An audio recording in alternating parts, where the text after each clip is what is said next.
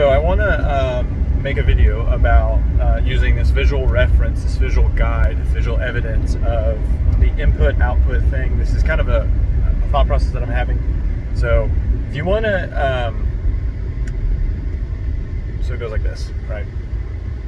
Most people's income or most people's input looks like this, and it's a microcontroller. That's a breadboard, and what the breadboard is a modular thing that can do any possibilities.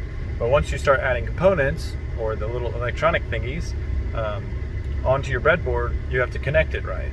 And then what that turns into is this, and it's a jumbled mess where it could, jumbled mess. For most people, it turns into this. It's a jumbled mess. For those who are a little detail oriented, it looks like this, and it's like a cleaner version. But these still leak the problem because you can't repeat it. You can repeat it, but it's tedious, and there are just things that need to go awry. And so for most parts you need to simplify and make it into, it's too big, it's too heavy, it takes up too much space. That's why it's inefficient, right? It's you have to make sure each thing is there, and it's hard to look at, right? Where when you start to get good, you make this, and it's a PCB which is designed where it has pins out, and boom, it's like more guys. But then when you get professional, it looks like this, and it's a PCB with all the things baked in there, and it looks great, it looks efficient, and it's really small.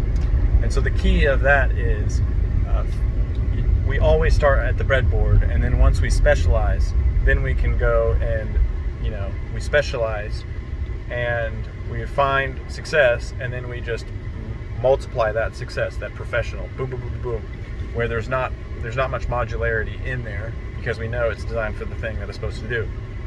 And so when you do that, that's the key to success. The PCB board doesn't ask, oh, I'm bored, like this is not working, or this is working, but I want to do something else. No, the PCB does this job, and they produce millions of it. And so it just does its thing, right? And so that's what you want to get to, is when you've found success, boop, do it. You're iterating until you find there, and then you do that. And then you come up with another version, and then another version. But you're not going back to the breadboard. You might go back to the breadboard, but you're not going back to the breadboard. And that is the iteration of success. You'll see.